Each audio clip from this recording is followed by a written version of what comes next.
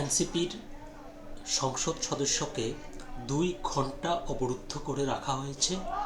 এরপর পুলিশ গিয়ে তাকে উদ্ধার করেছে, এরকম একটি খবর প্রকাশিত হয়েছে দৈনিক প্রথম আলোতে।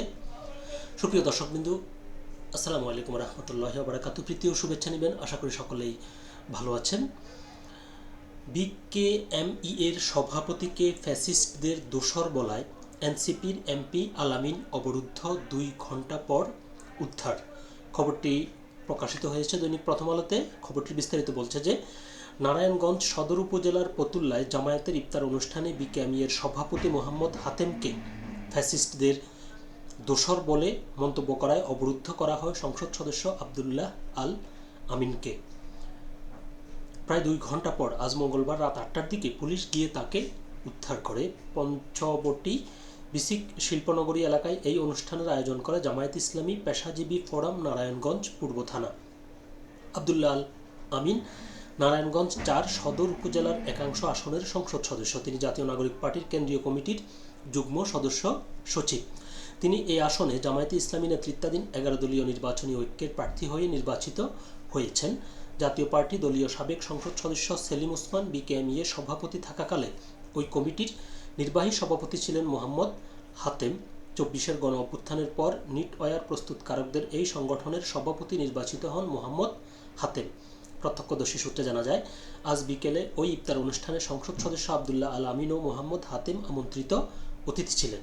অনুষ্ঠানের শেষের দিকে সংসদ সদস্য আবদুল্লাহ আল আমিন এসে উপস্থিত হন এবং তিনি মঞ্চে বিকেএমই এর সভাপতি মোহাম্মদ হাতেমকে দেখে ফ্যাসিস্টদের দোসর হিসেবে অভিহিত করে সেখানে বসতে অস্বীকৃতি জানান।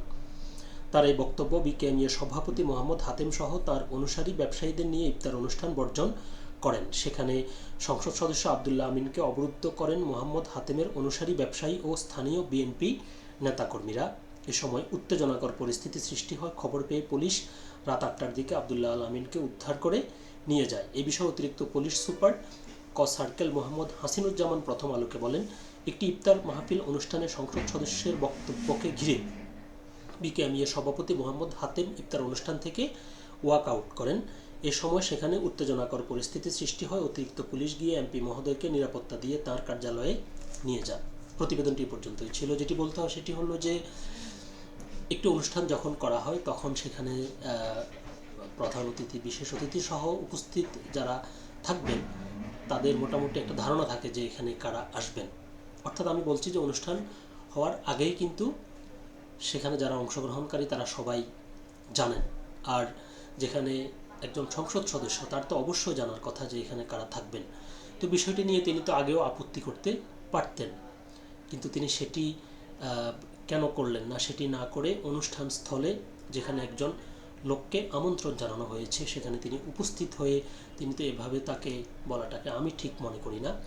অর্থাৎ এটি দুইভাবে হতে পারত। একটি হচ্ছে তিনি অনুষ্ঠানের আগেই এটি তালিকাটি তিনি দেখতে পারতেন এবং সেখানে দেখে তিনি তখন আপত্তি করতে পারতেন, হয়তো গেস্ট চেঞ্জ করতে পারত, কিংবা আপনার তিনি না গিয়ে থাকতে পারতেন, কিংবা তাদেরকে তিনি বলতে পারতেন যে তোমরা অমুককে এখানে ডেকো না, তাহলে আমি যাব না।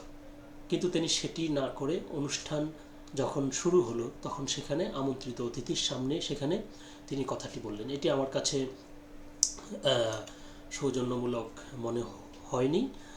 বাকিটা আপনারা ভালো বলতে পারবেন, আপনাদের কাছে কার কেমন লেগেছে কমেন্টসে আপনারা সেটি জানাতে পারেন। তো সকলে ভালো থাকবেন, সুস্থ থাকবেন। আল্লাহ হাফেজ।